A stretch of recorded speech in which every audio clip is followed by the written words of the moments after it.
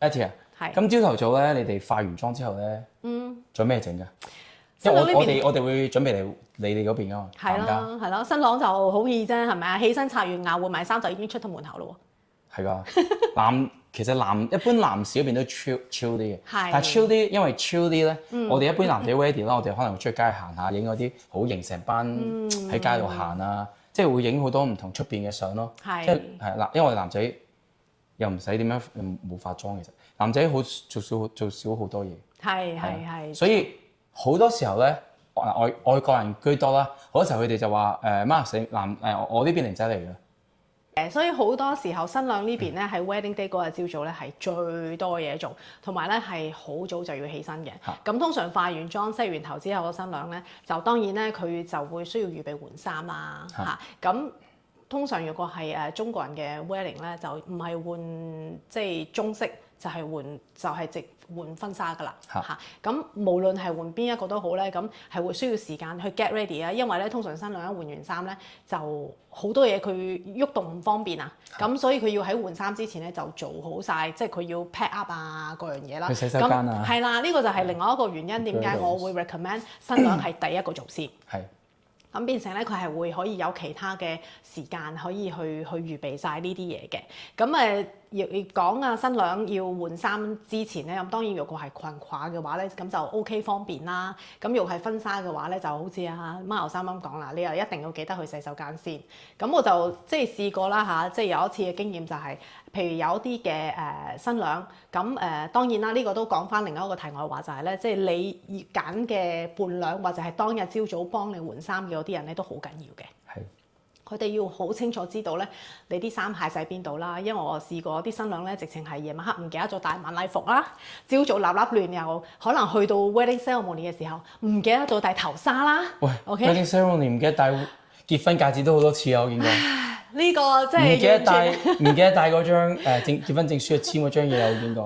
我相信呢個又係嘢都見過。係啊，我呢個我相信又係另一個非常之有趣嘅 topic 嚟㗎啦。OK，係啦，咁所以咧你揀嘢嘅伴娘咧就好緊要啦。呢個伴娘咧，除咗要同新娘之間嘅關係要好啦，同埋咧最緊要，我覺得啦嚇，我身為呢個 makeup artist 喺局外人啦，都叫做係。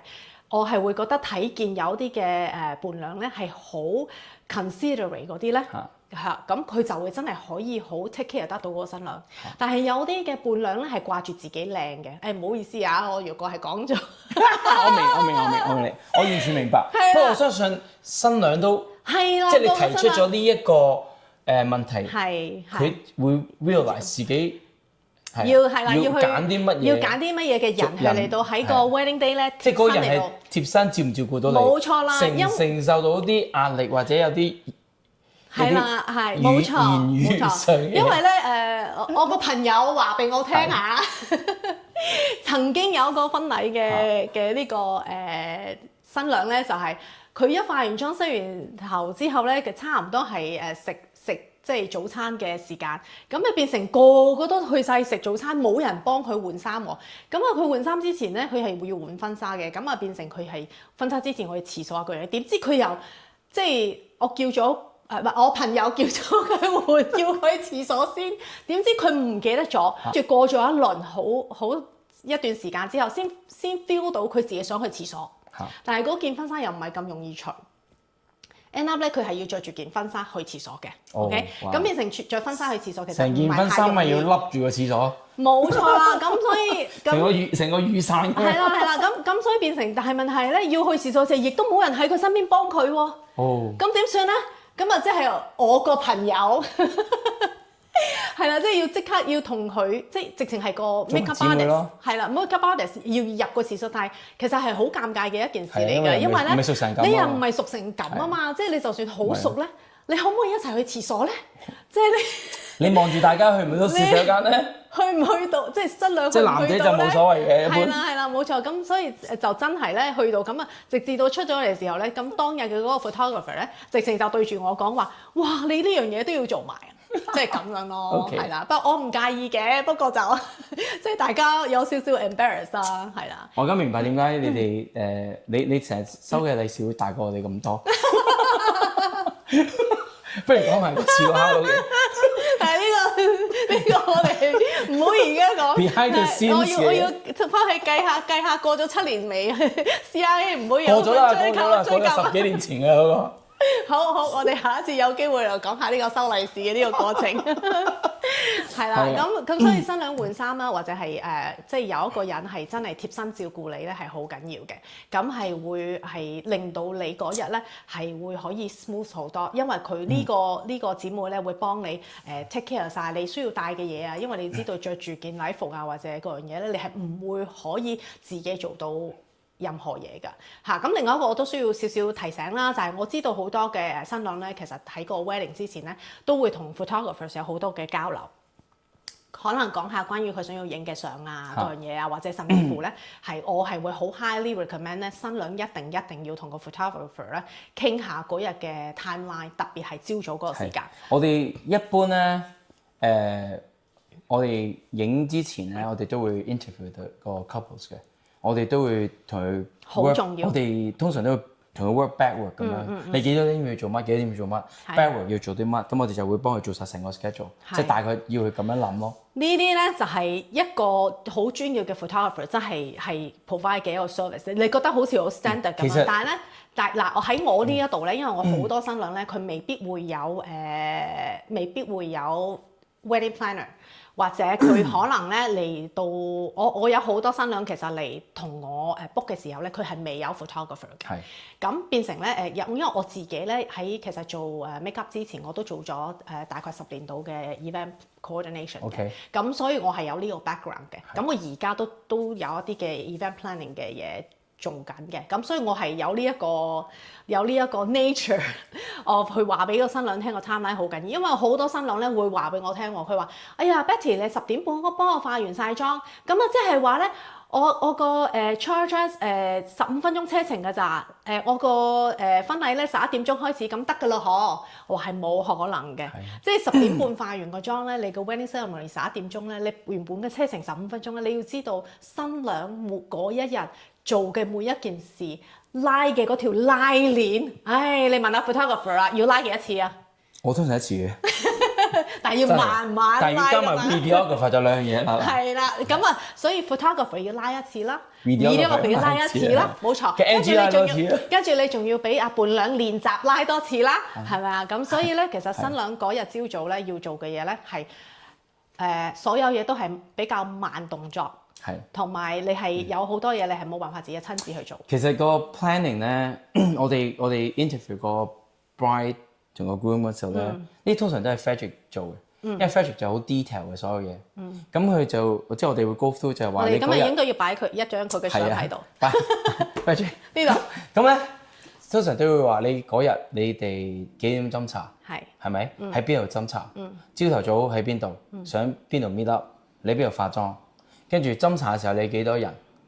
咁你斟茶去到 church 或者成有幾遠？要點樣？永遠佢哋個 planning 就10分鐘斟茶啦咁樣。咁但係你要知道你斟幾多人？幾多人？係啊。佢話：哎呀姨媽姑姐乜乜未知喎。平均一個斟茶，平均我哋叫一個 unit 即係爹哋媽咪一個 unit 啫。舅父舅母一個 unit 咁嘛。一個 unit 你用幾多分鐘？係咪先？跟住你加埋係冇可能有啲嘢。你淨係 arrange 佢哋快啲嚟斟茶嗰度嘅時間，唔係你諗咁話一坐低一幅冇咁快嘅咯。同埋佢哋可能又會有好多我哋叫獎金獎品啦，係咪啊？即係珠寶首飾，有好多人會幫你帶啦。跟住之後可能你知道係啊，老人家即係你哋有時候要幫手啦，或者姊妹幫手。唔會嘅，要咁樣嘅。因為老人家如果老人家本身係年紀有翻上下，要戴老花眼鏡嗰類嘅。其實佢有時候幫你戴金額咧，好多時候唔小心會夾到你啦，冇辦法扣到啦，因為嗰啲真係好細個扣，即係嗰啲個處理方式，可能扣嚟扣好耐，成分鐘都唔得，就要叫姊妹幫手啦，咁樣係咪？跟住但係佢又唔止一對嘅喎，或者唔止一隻嘅喎，因為啲長者又會話：哎呀呢個係三姨婆俾你㗎，呢個係六姨媽啊，咁樣可能又代替咗好多。其實嗰度可能分鐘。一個人用咗10分鐘都唔止，即係嗰啲預鬆少少，唔好諗住好多嘢好快咯。係啊，所以其實嗰日即係通常 wedding day 朝早嘅時間咧，係嗰個 timeline 其實係好緊要嘅。咁當然啦，有啲即係每一個角色咧，即係譬如我係 makeup artist，佢係 photographer，咁啊肯定仲有其他嘅，譬如話 wedding planner，即係如果你有 planner 嘅話，咁每一個人每一個角色都會幫你去諗一諗，究竟你嘅 timeline 點樣去安排會比較好。所以其實係會需要綜合咗呢一啲嘅需要嚇，咁變成係令到嗰日嘅程序會比較更加嘅順暢咯。仲有個 tips 話俾你聽，通常我話俾新男家啦，我哋男士們咧，一般去到女仔嗰邊咧，啲女仔就話幾多點鐘到啊咁樣啊。我可以講大部分時候咧都會有 delay 嘅，delay 通常都係女士嘅。女士嗰邊話咩未 ready 咩未 ready，我哋喺出邊就玩啊等啊咁係咪？但係如果萬一話係我哋未 ready 咧，好多時候就唔係真嘅，因為咧男士咧話哎呀好快啊就快啊，因為佢哋就係想縮短個遊戲嘅時間。原來係咁蠱惑嘅，絕對係，因為男仔要 ready 嘅嘢唔多嘅，係最多都係帶個花嘅啫，冚牌，即係唔係好多嘢咯。但係一般到咗通常我哋都話呢樣未得，嗰樣未得啊。冇錯，嗱男仔可以用呢招啊，如果女仔冇睇到嘅話，男仔通常都醒目嘅就會諗個機會去 delay。喂，好快啊嚟緊啦咁樣。係啊，因為好多時候如果睇時間話吉時嗰啲人咧，佢哋係唔會想遲噶嘛，咁啊直接將個玩遊戲縮短咗，係啊。好，咁啊即係話咧，新娘嗰邊咧，如果想要俾啲新郎有啲足夠嘅考驗咧，就要預鬆少少時間，係咪真係咁啊？唔知可能係。係啊，咁啊其實呢個真係都係好 interesting 啦。我哋 behind the scenes 咧，其實咧有好多你未到嗰日咧，真係唔會知道啊。就遊戲嗰方面咧，好多時候女仔玩嘅遊戲啦，可能為咗純粹搞笑啊，有啲係點樣折磨下佢哋啊，睇佢哋經唔經起嘅考驗啊嗰啲嘅角度出發咯。但係有時佢哋可能會冇諗到就係話有時啲天氣好熱啊，我試過天氣真係好熱，佢哋出邊着住嗰件衫咧，再玩再成咧，即係再可能又要跳啊，又跳繩啊，又唔知做好多嘢張相啊。有時候個考量就係話，如果天氣熱咧，佢哋成身濕晒㗎，熱到辛苦到，唔好話好似中暑咁。我試過，我攞住部相機，我都就係中暑啦。我見過有啲姊妹係幫啲弟兄團預備咗啲 bikini 㗎，你可以直情換上去咪得咯。不過啲 bikini 一定要記得加大碼，因為我哋見過嗰啲咧係要笠住喺嗰個 tuxedo 出邊咧係着唔到㗎，係啦。嗱，但係好多呢啲咁嘅玩嗰啲咧，我有啲係好誇張。我知道有一個 trick 咧，你係可以令到個新郎哥咧係冇得 say no，你點樣 delay 咧都一定要照住做。係咩咧？就係我試過有一個 wedding 咧，係直情係個外父個外父出咗個考題俾個新郎哥，佢話咧我個女咧由細到大咧食嘅蘋果都係我幫佢去咗皮先食嘅，咁所以咧佢要個新郎哥咧。係去皮，係攞刀去皮喎，仲要嗰條皮係唔可以斷喎。OK， 咁你話係冇得 say no， 因為係阿外父俾嘅 order。咁你話點咧？哇！咁真係，不過當然啦，嗰日都應該係即係放水俾咗佢過嘅。我見過我自己影啊，我就覺得最離譜啊！即係唔係離譜嘅，即係最。即係俾我唔知，如果我做兄弟，我唔知係咪應該走咗我會。我發生咩事？我影相嘅。係。5個兄弟，即係佢哋5個兄弟。跟住個 bridesmaid 啦，即係嗰啲姊妹們咧，要佢哋除咗條褲着底褲跳舞。係啊。我啱啱講笑嘅啫喎，你唔係真係換 bikini 啊嘛？唔係 bikini 着出邊都係尷尬啫。咁我想請問有冇除啊？有啊。你有冇影相啊？我哋咁咪唔係。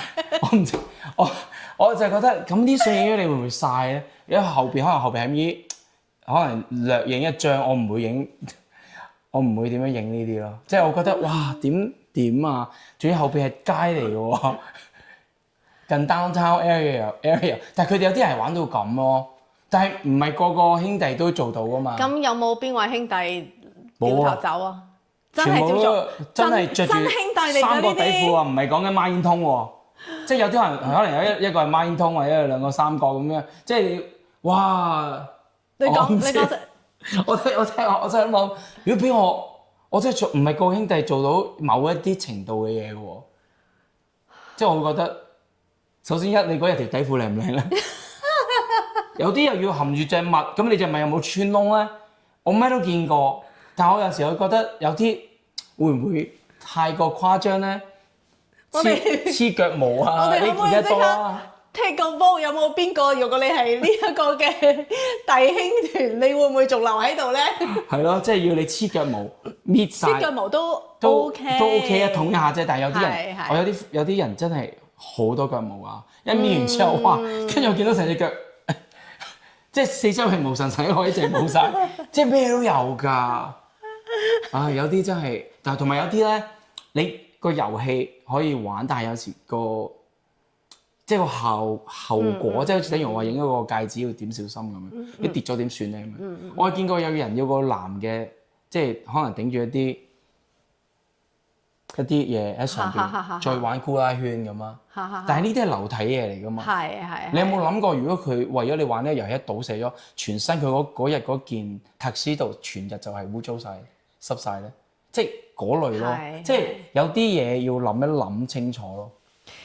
咁啊，講翻嘅成個 wedding 裏邊咧，其實我相信咧，即係好多嘢個新郎同埋新娘佢哋都有 say 嘅，即係有得可以俾一個 guideline 框架，係啦，俾個框架，即係唔好有啲咁樣嘅即係意外啦，即係可能會令到唔開心。係啊，即係一件喜事嚟㗎嘛。我純粹係，我覺得如果係添喜嘅，笑下大家開心下一件好事。係。我自己結婚嗰陣時，我都有俾咗一樣嘢係唔做得嘅嚇，因為我老公就係個胃係唔好嘅，所以我係講咗，唔係我係講咗係唔可以係食嘢嘅 game。OK 嚇，因為佢個胃唔好，咁我唔想佢嗰日係會成日都唔舒服。咁因為可能緊張或者咩都已經會係啦，咁所以沙皮食得多嗰啲，所以我就淨係講咗話唔可以係食嘢嘅，飲嗰啲嘢核突到我都唔知點飲啊！即係我諗亂溝。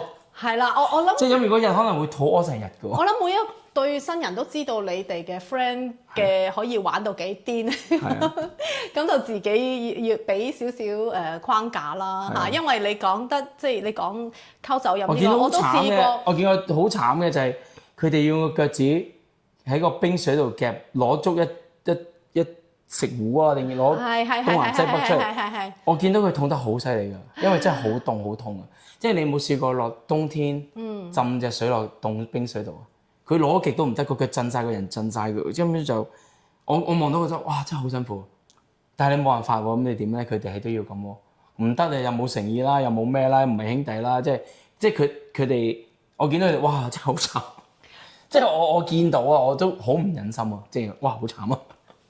我見過好多次嘅其實呢啲不過我覺得即係 Dory Game 呢樣嘢係一個好習俗嚟，都係一個好玩嘅環節嚟嘅。只要大家將個 guideline set 得好啲，即係唔好有啲會有可能唔開心或者危險嘅事情發生。危險千祈唔好啊！係啦，咁就都會好好多咯。但係你啱啱講話溝酒嗰啲都係有㗎，即係有啲係夜晚黑真係啲夜晚黑嘅時候已經。即係新人係冇辦法清醒地送客。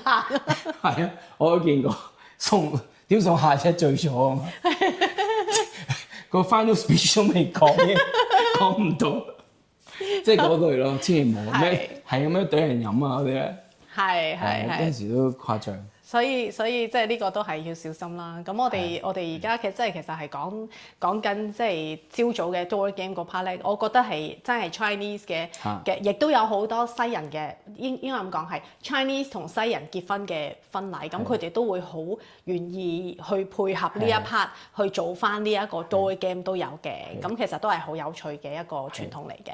冇錯。咁啊，我哋而家講下呢個斟茶咧，其實咧係好，我覺得係一個好靚嘅 Chinese 嘅 tradition 嚟嘅。係。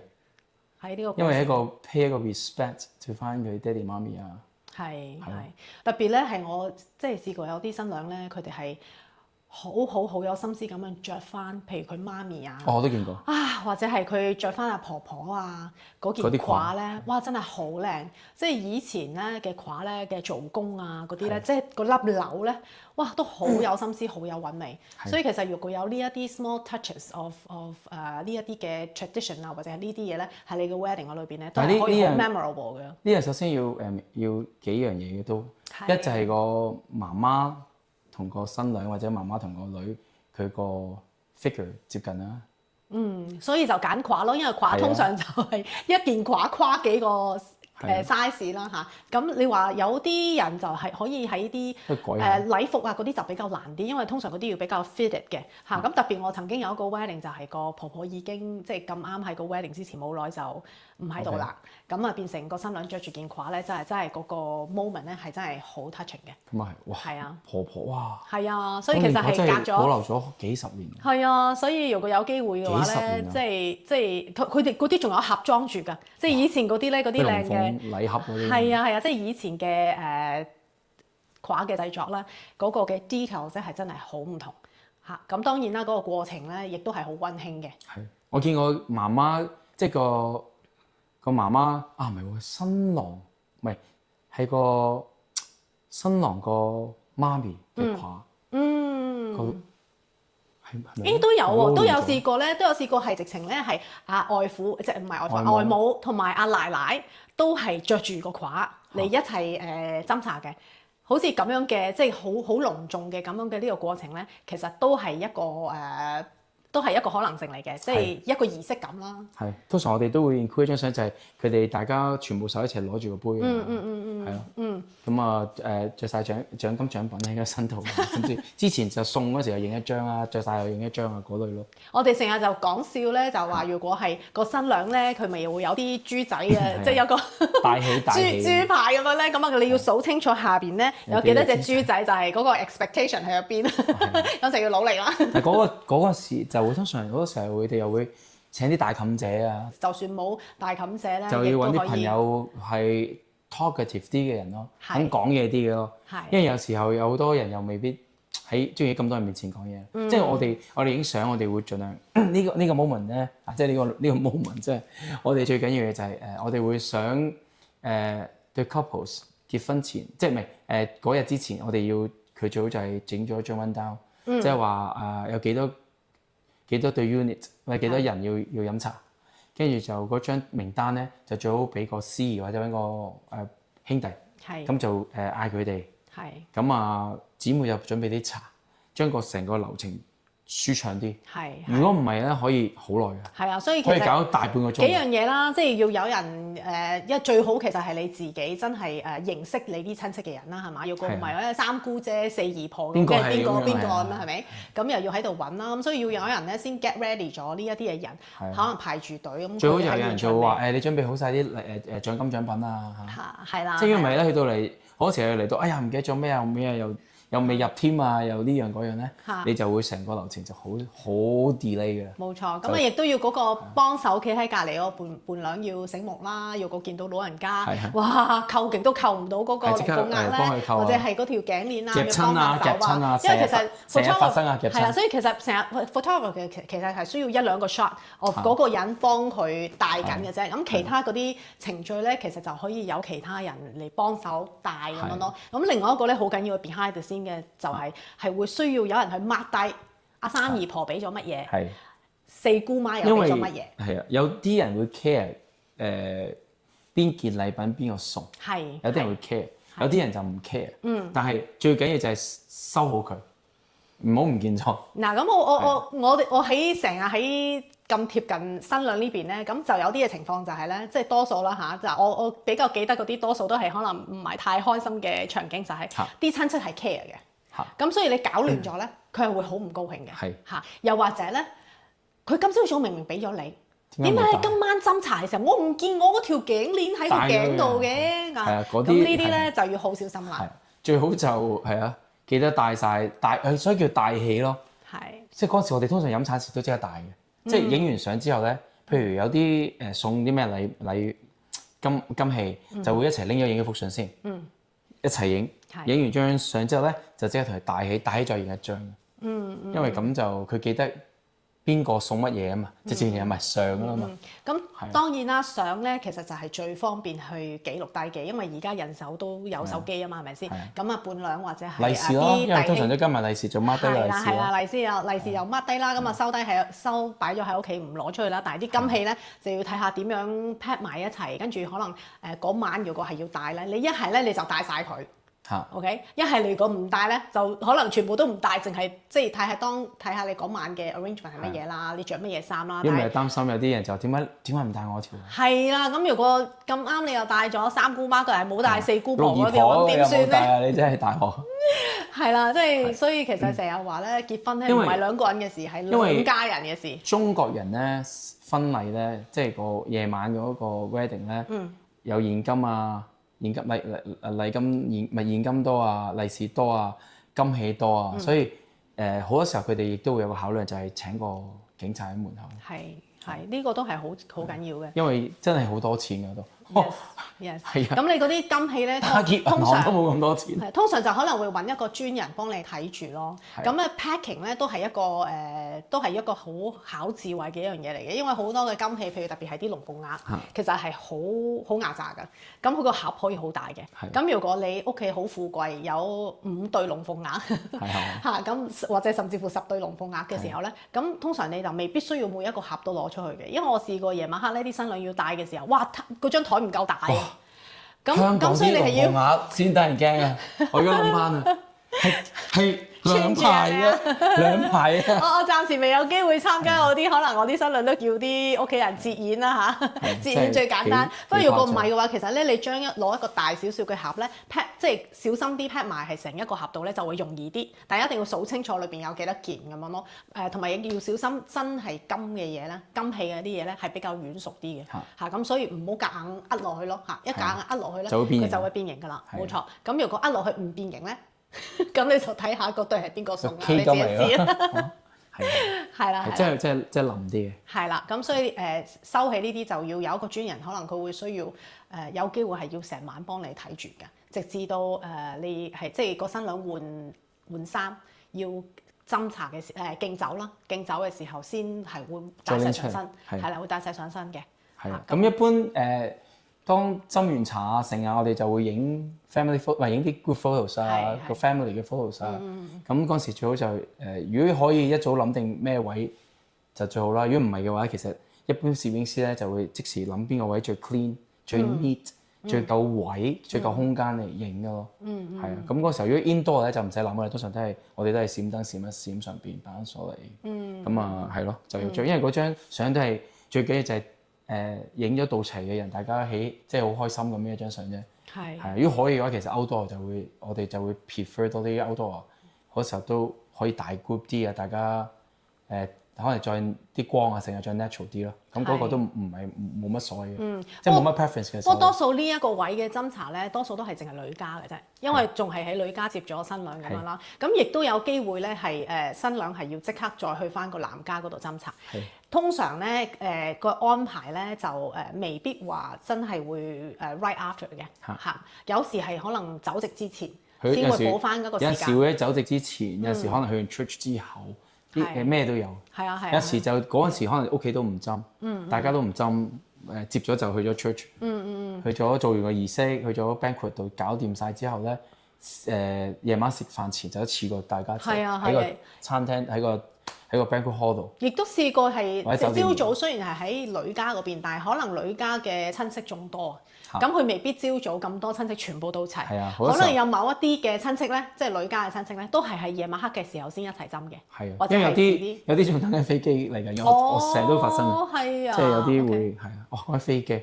我試過我哋啲男仔係超到嘅，即係超到你都唔信啊！我試過一次朝頭早去影男家，我喺男仔度，全部遲到翻嚟。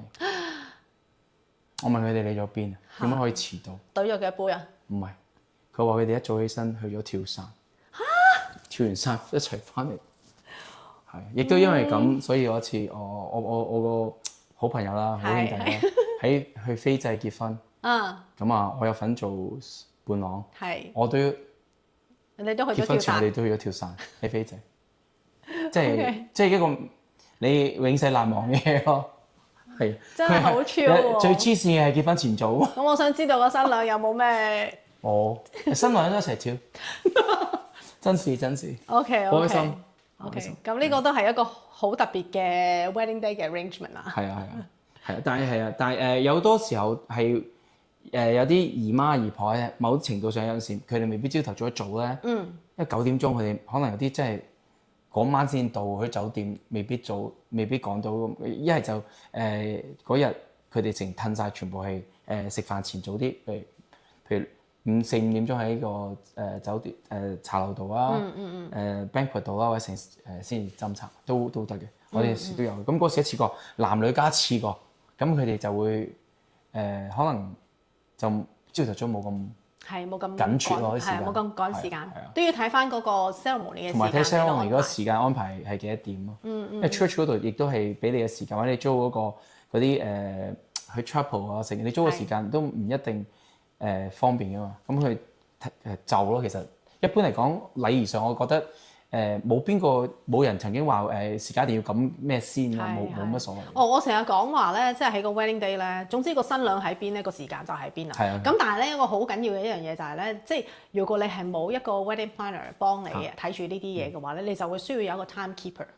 即係你自己嘅催時間，喂夠鐘喎，要點喎？你自己嘅弟兄姊妹，即係你嗰啲兄弟或者係啲伴娘裏邊咧，係一定要有個 timekeeper 幫你睇住個時間。你原本嘅 schedule arrange 下咧就大件事啦，就 delay 晒㗎啦。Yes，咁所以 timekeeper 係好緊要嘅，幫你睇住個時間，乜嘢時間應該要做啲乜嘢嘢。雖然個 schedule 裏邊咧，聰明嘅人一定有啲 buffer 喺度嘅，但係問題係啲 buffer 咧用下都會用完㗎嘛。其實 wedding 個 buffer 你以為多，其實好多時候都唔夠。